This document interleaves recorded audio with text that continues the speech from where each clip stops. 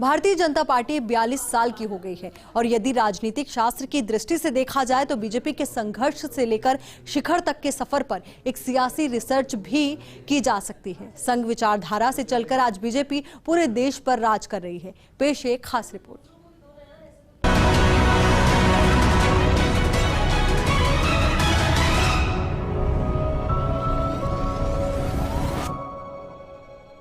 Bharatiya Janata party के स्थापना दिवस के मौके पर देश भर में भाजपा ने धूमधाम से अपना स्थापना दिवस मनाया। इसी कड़ी में जयपुर प्रदेश मुख्यालय पर भाजपा का झंडा फहराया गया, साथ ही मिठाइयां बांटी गई तो दूसरी तरफ से एक शोभा यात्रा भी निकाली गई। प्रधानमंत्री नरेंद्र मोदी का भाषण सभी कार्यकर्ताओं ने सुना। इस दौरान भाजपा के प्रदेश अध्यक्ष सतीश पूनिया, नेता प्रतिपक्ष गुलाब चंद कटारिया, प्रदेश संगठन महामंत्री चंद्रशेखर, प्रदेश महामंत्री भजन लाल शर्मा और विधायक नरपत सिंह राजवी, अशोक लाहोटी, वरिष्ठ नेता घनश्याम तिवारी समेत भाजपा के तमाम मोर्चा के अध्यक्ष और जयपुर शहर भाजपा के कार्यकर्ता मौजूद रहे। समारोह के दौरान गुलाब चंद कटारिया, सतीश पूनिया और घनश्याम तिवारी ने भाजपा के साथ सफर पर अपनी प्रतिक्रियाएं दी। इस दौरान उन्होंने कांग्रेस पर भी जमकर निशाना साधा। देखो, हमारी पार्टी का निर्माण राष्ट्र निर्माण के लिए हुआ है। उन मूल्यों को फिर से स्थापित करना है जिसके कारण से ये भारत जाना जाता था।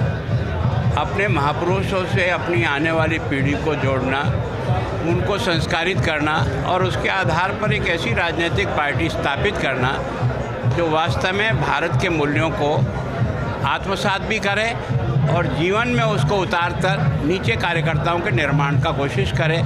ये प्रभु की कृपा थी कि हम जिस रास्ते पर चले, प्रभु ने हमको आशीर्वाद दिया। वो दौर ऐसा था कि जिसमें कांग्रेस का बोलबाला था, उनकी तूती बोलती थी तो सोच नहीं सकते थे। इस तरीके का संघर्ष था, प्रताड़नाएं थी, सुनते थे लोगों से किस तरीके से आपातकाल में संघर्ष हुआ था, किस तरीके से लोगों को प्रताड़ित किया गया था। उस दौर से निकलकर आज जब कल्पना करते हैं, जब पुरखे बताते हैं कि 3% वोट थे, 3 सीटें थी, उसके बाद लगातार आंदोलन शुरू हुए, आपातकाल के खिलाफ संघर्ष हुआ, कश्मीर का आंदोलन हुआ, राम जन्मभूमि का आंदोलन हुआ। ये सारे वो सोपान थे जिन्होंने पार्टी को लोगों तक पहुंचाया, ऊंचाइयां दी। पार्टी पहले केवल कैडर की पार्टी थी, मासेस के बीच में गई और आज पार्टी कैडर बेस्ड मास पार्टी बनी है। तो इसके पीछे डॉक्टर श्यामा प्रसाद मुखर्जी का बलिदान, पंडित दीनदयाल उपाध्याय की शहादत और पार्टी के जो परिश्रमी नेता थे, वाजपेयी जी से लेकर अडवाणी जी तक, तमाम लोगों की जो दूरदृष्टि थी, मोदी जी का जो परिश्रम था, अमित शाह जी की जो संगठन की दृष्टि थी, ये सब कारक बने कि जिन्होंने पार्टी को यहाँ तक पहुँचाया। आज जेपी नड्डा जी ने पार्टी को सशक्त मंडल, सक्रिय बूथ समिति और पन्ना प्रमुखों की नियुक्ति के दौर में लेकर आए। मुझे लगता है कि ये वो दौर है कि पार्टी अब लंबे समय तक देश पे शासन। पहले अटल अडवाणी जी भी राजस्थान जनसंघ के सचिव हुआ करते थे, उसके बाद ऊपर गए। सुंदर सिंह जी भंडारिया के संगठन मंत्री हुआ करते थे, फिर उसके बाद राष्ट्रीय संगठन महामंत्री बने। श्री शेखावत साहब राष्ट्रीय उपाध्यक्ष रहे बहुत वर्षों तक। जसवंत सिंह जी रहे, ऐसे बहुत से लोग रहे। आपने शुरुआत जनसंघ से की? मैंने 1972 में गाजियाबाद अधिवेशन में जब अटल जी पहली बार जनसंघ के अध्यक्ष बने थे तो युवा संघ की स्थापना करी थी और मैं युवा संघ का राजस्थान का अध्यक्ष बना था। तब से लेकर मेरी यात्रा शुरू।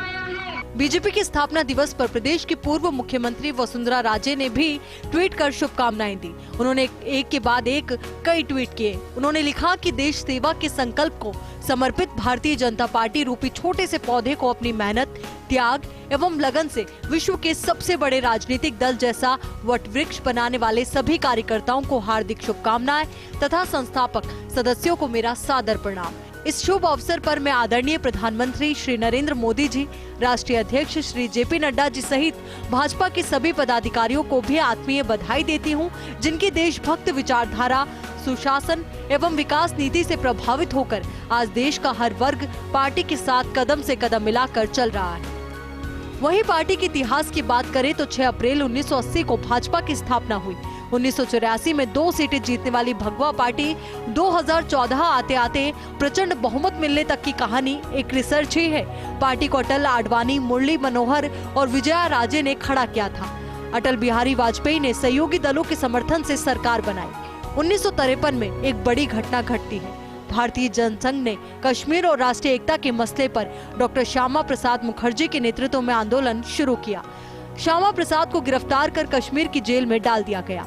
वहां रहस्यमय परिस्थितियों में उनकी मौत हो गई। श्यामा प्रसाद मुखर्जी का वो बलिदान भारतीय जनता पार्टी के लिए सबसे मजबूत नींव का पत्थर बना और जिस आंदोलन को भाजपा ने खड़ा किया उसके परिणाम स्वरूप 7 दशकों के बाद प्रधानमंत्री नरेंद्र मोदी के कार्यकाल में आर्टिकल 370 को खत्म करने का बड़ा कदम उठाया गया।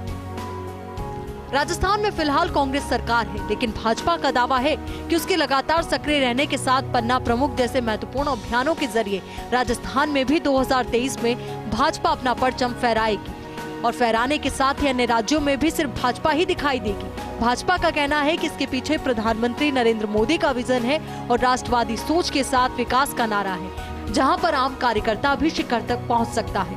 फर्स्ट इंडिया न्यूज के लिए ऐश्वर्य प्रधान की खास रिपोर्ट।